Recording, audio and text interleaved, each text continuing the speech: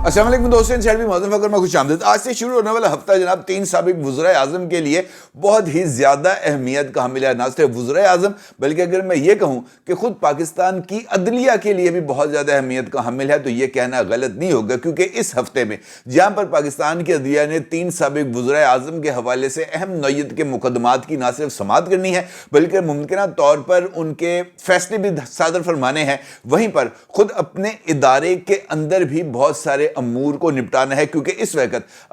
موجودہ chief justice of Pakistan mister justice Qazi Faez عیسیٰ صاحب کو لے کر بھی بہت ساری چہمگوئیاں بھی ہو رہی ہیں اور ان کے حال ہی میں کیے جانے والے چند فیصلوں کو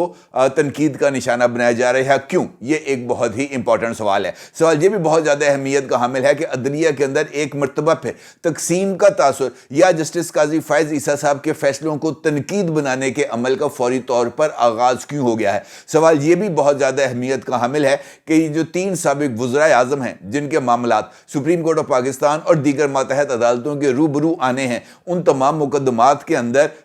جو ایشوز ہیں ان کو کس طریقے سے ایڈریس کیا جائے گا اور کیا واقعتاً غلطیوں کو سدھارنے کے عمل کا آغاز کیا جا رہا ہے۔ امپورٹنٹ صورتحال ہے اور اس کا جائزہ لیا جانا بہت ہی زیادہ ضروری ہے، خاص طور پر ان 3 سابق وزیر اعظم کا جن کے معاملات سپریم کورٹ آف پاکستان کے روبرو آنے ہیں، اور اس میں سے سب سے امپورٹنٹ کیس ہے میری نظر کے اندر وہ ہے شہید ذوالفقار علی بھٹو کا، کیونکہ وہ ریفرنس 11 سال کے بعد جو ہے وہ لگا ہے سپریم کورٹ آف پاکستان میں، اور یہ بلا شبہ جسٹس قاضی فائز عیسیٰ صاحب کا ایک قابل تحسین اقدام ہے، کیونکہ اس سے پہلے 11 سال میں کسی سابق چیف جسٹس کو اس بات کی زحمت ہی نہیں ہو سکی کہ کم از کم وہ ریکارڈ روم میں سے اس کیس کی فائل کو نکلوا کر اس کے اوپر سے مٹی جھاڑ لے، کم از کم اس کو پڑھ ہی لے کہ یار کیا چیز تھی، کون سے ایشوز ہیں وہ ریفرنس کے اندر، ایسے کون سے 5 سوالات ہیں جو آصف علی زرداری صاحب نے بطور صدر پوچھے تھے۔ یہاں پر تو اس طرح کی چیزیں بھی سامنے آئی ہیں صدارتی ریفرنسز کے اندر۔ خود جسٹس قاضی فائز عیسیٰ صاحب ایک صدارتی ریفرنس کی بھینٹ چڑھتے چڑھتے بچے ہیں، لہٰذا اس صورتحال میں یہ جو فیصلہ ہے جسٹس قاضی فائز عیسیٰ صاحب کا اور اس کے اوپر تشکیل پانے والا 9 رکنی بینچ بلا شبہ بہت ہی زیادہ اہمیت کا حامل ہے، اور اب اس بات کا جائزہ لیا جا رہا ہے کہ یہ جو ذوالفقار علی بھٹو صاحب کا ریفرنس ہے جو سپریم کورٹ آف پاکستان کے روبرو میں 15 دسمبر کو سماعت کے لیے آ رہا ہے، وہاں پر اس کیس کی بھی supreme court practice and procedures act کی طرح کیا براہ راست جو ہے اس کو نشر کیا جائے گا، اور میرا یہ خیال ہے کہ اس معاملے کو براہ راست نشر کیا جانا ضروری ہے۔ البتہ ابھی تک یہ جو 3 رکنی کمیٹی بنی تھی عدالت کی کارروائی کی لائیو سٹریمنگ کے لیے جسٹس اطہر من اللہ صاحب کی سربراہی میں، اس کا ابھی تک کوئی فیصلہ نہیں آیا۔ البتہ یہ بات ضرور سامنے آئی ہے کہ بینچ نمبر 1 یعنی کورٹ روم نمبر 1 میں ہونے والے تمام مقدمات کی سماعت کو سپریم کورٹ آف پاکستان کی ویب سائٹ کے اوپر ڈالا جائے گا۔ اس کا مطلب یہ ہے کہ ذوالفقار علی بھٹو صاحب کے عدالتی قتل کا مقدمہ اگر پاکستان کے عوام کو براہ راست دیکھنے کو نہیں ملتا تو اس بات کی بھی امید رکھی جا سکتی ہے کہ اس مقدمے کی کارروائی سپریم کورٹ آف پاکستان کی ویب سائٹ پر موجود ہوگی، اور جو چاہے گا وہ اس کارروائی کو یقینی طور پر دیکھ سکے گا۔ اور میرا یہ ماننا ہے کہ اس کیس میں اولدو کے وقت گزر چکا ہے، اولدو کے ذوالفقار علی بھٹو صاحب کی شہادت کے نتائج پاکستان کی عوام بھگت بھی چکی ہے اور بھگت بھی رہی ہے، لیکن اس کے باوجود یہ جو کریکشن کا عمل ہے، غلطیوں کی اصلاح کا عمل ہے، وہ کم از کم جاری رہنا چاہیے، اور عدلیہ اگر ذوالفقار علی بھٹو صاحب کی روح سے ہی معافی مانگ لے کہ جناب ہم سے غلط فیصلہ ہو گیا، ہم نے آپ کو پھائے چڑھا کر کو پاکستان کی خدمت نہیں کی، تو میرا خیال ہے کہ یہ اعتراف بھی اور یہ کریکشن بھی مستقبل میں ہونے والی بہت ساری غلطیوں کی اصلاح اور ماضی قریب میں ہونے والی بہت ساری غلطیوں کی اصلاح کا سبب بھی بن سکتا ہے۔ دوسرا اہم مقدمہ جو اسی ہفتے جو ہے وہ سنا جائے گا، اولدو کہ وہ مقدمہ سپریم کورٹ آف پاکستان کے روبرو تو نہیں لیکن اسلام آباد ہائی کورٹ کے ایک 2 رکنی بینچ کے سامنے ضرور جانے والا ہے، اور وہ مقدمہ ہے جناب سابق وزیر اعظم نواز شریف صاحب کا۔ اور اس مقدمے میں جو العزیزیہ کا کیس ہے جس کے اندر نواز شریف صاحب کو 7 سال قید کی سزا سنائی گئی ہے، اس کا میرٹ کے اوپر جائزہ لینے کا فیصلہ کیا گیا ہے، اور میرٹ پر جائزہ لینے کا مطلب یہ ہے کہ اس کیس کو ٹیکنیکل بنیادوں پر نہیں سنا جائے گا، اور ٹیکنیکل بنیادوں پر نہ سننے کا مطلب اور میرٹ کے اوپر کیس سننے کا مطلب یہ ہے کہ اس کیس میں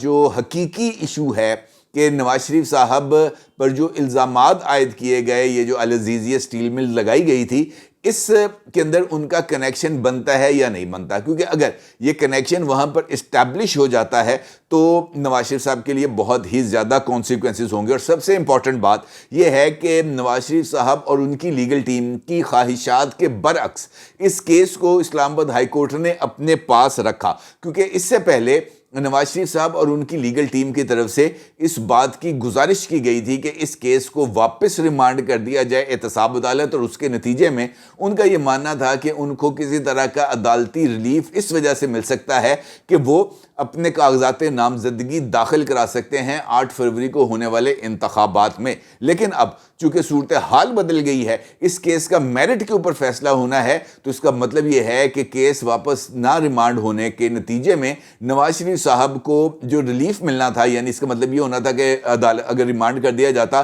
نہ سزا نہ نااہلی، لیکن اب اس کیس کے میرٹ پر سنے جانے کے اعلان کا مطلب یہ ہے کہ سزا بھی انٹیکٹ ہے، آلدو کی معطل ہو چکی ہے لیکن نااہلی برقرار ہے۔ اور اس کیس کو اگر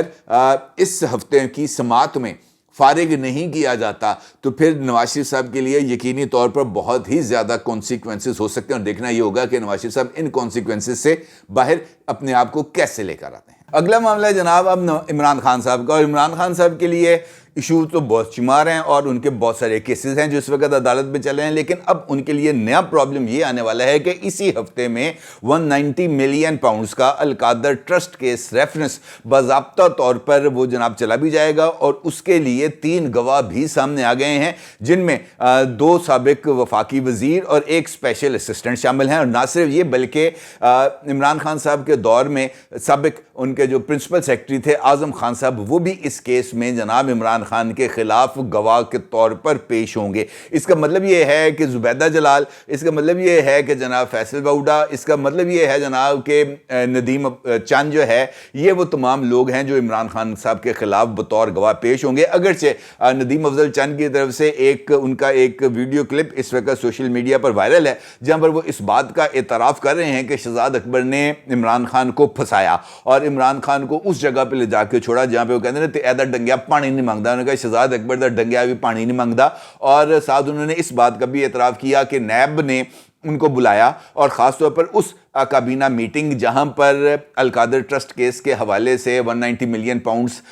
بیریا ٹاؤن کے جو تھے اس کے حوالے سے جو فیصلہ لیا جانا تھا، اس کابینہ کا انہوں نے کہا کہ جناب میں نے سارا روداد ہستی سنا دی ہے، البتہ اگر عدالت میں اس معاملے کے لیے گواہی کے لیے مجھے بلایا گیا تو میں عمران خان کے خلاف جا کر گواہی نہیں دوں گا۔ اب یہ والا بڑی عجیب و غریب کنٹرڈکشن ہے کہ نیب کے سامنے گواہی دی جا سکتی ہے، نیب کو بیان ریکارڈ کرایا جا سکتا ہے، لیکن عدالت کے روبرو جا کر بیان نہیں ریکارڈ کرایا جا سکتا۔ اس کا مطلب یہ ہے کہ وہ جو سوچ ایک پریویل کر رہی ہے کہ پیپلز پارٹی کسی نہ کسی لیول پر پاکستان تحریک انصاف کے ساتھ انگیجمنٹ میں ہے، اور کسی نہ کسی لیول پر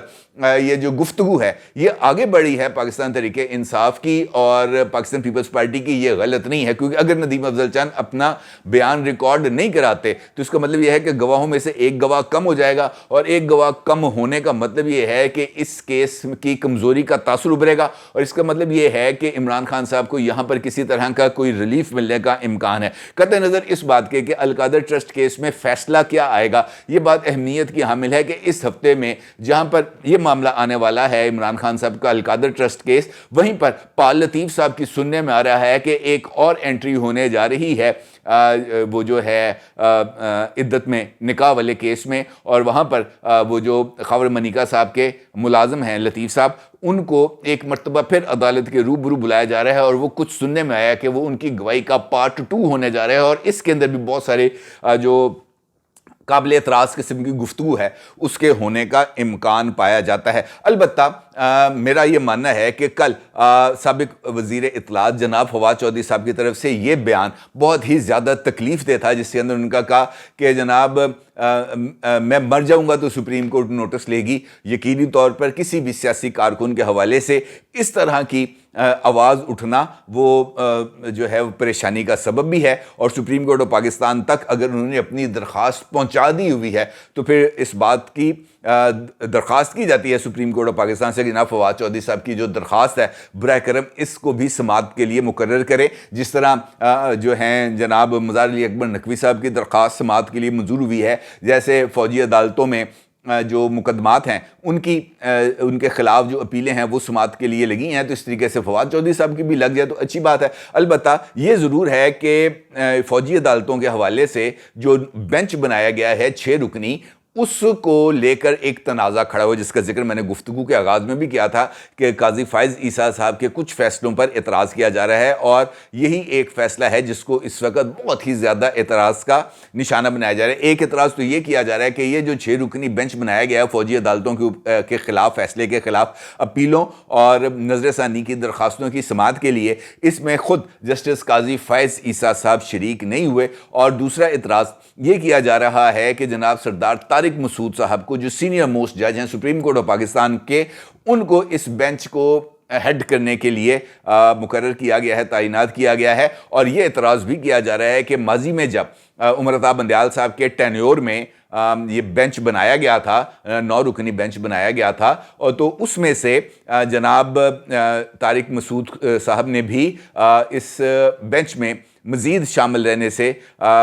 ریکیوز کیا تھا، اور ان کا یہ کہنا تھا کہ جناب جب تک یہ جو 184(3) کے حوالے سے supreme court practice and procedures act کا فیصلہ نہیں ہو جاتا، اس وقت تک میں اس طرح کے 184(3) کے کسی بینچ کے اندر نہیں بیٹھوں گا، اور اس حوالے سے انہوں نے اپنا ایک تحریری فیصلہ بھی جاری کیا تھا۔ اس کے اندر انہوں نے واضح طور پر یہ بات لکھی ضرور تھی کہ جناب میں ریکیوز نہیں کر رہا اس بینچ سے، میں صرف یہ کہہ رہا ہوں کہ اس کیس کو سماعت کے لیے اس وقت مقرر کیا جائے جب یہ جو ہے supreme court practice and procedures act کا فیصلہ کر لیا جائے، اس وقت تک اس معاملے کو پینڈنگ رکھا جائے۔ لیکن اس ایشو کو لے کر سوشل میڈیا پر باضابطہ طور پر ایک کیمپین چلائی جا رہی ہے، اور یہ کہا جا رہا ہے کہ ایک جانب جسٹس قاضی فائز عیسیٰ صاحب اپنے آپ کو اس بینچ سے الگ کر لیا ہے، انہوں نے ایک 6 رکنی بینچ بنایا، بلکہ کچھ لوگ تو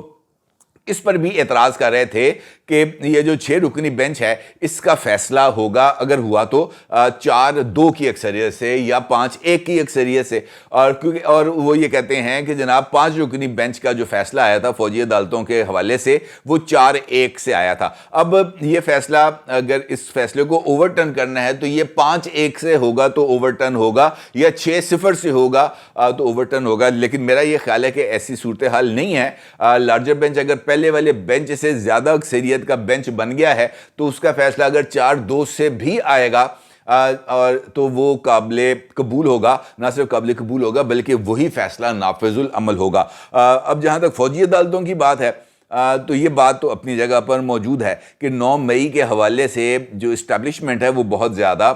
سیریس بھی ہے، اور وہ 9 مئی کے واقعات کو کسی بھی صورت فراموش کرنے کے لیے تیار نہیں ہے۔ اب چونکہ وہ فراموش کرنے کے لیے تیار نہیں ہے، اور وہ اس بات کے لیے بھی تیار نہیں ہیں کہ ان کے ملزموں کو کوئی اور سزا دے، ان کا یہ ماننا ہے کہ جناب ان ملزموں کو ہم نے ہی سزا دینی ہے، لہٰذا یہ جو ایک کھینچا تانی ہے یہ اپنی جگہ پر موجود بھی ہے، اور سپریم کورٹ کے اندر ایک جو مقدمہ ہے وہ یقینی طور پر اہمیت کا حامل ہے، اور اس مقدمے نے بھی اسی ہفتے سماعت کے لیے جانا ہے۔ اس کا مطلب یہ ہے کہ یہ جو ہفتہ آج سے جس کا آغاز ہو رہا ہے یہ نہ صرف اہمیت کا حامل ہے بلکہ بہت زیادہ ہنگامہ خیز بھی ہونے جا رہا ہے، اور دیکھنا یہ کہ اس ہنگامے سے خیر برآمد ہوگا یا شر۔ اپنی رائے کا ضرور اظہار کیجیے گا۔ آپ کا بہت شکریہ۔ اللہ حافظ۔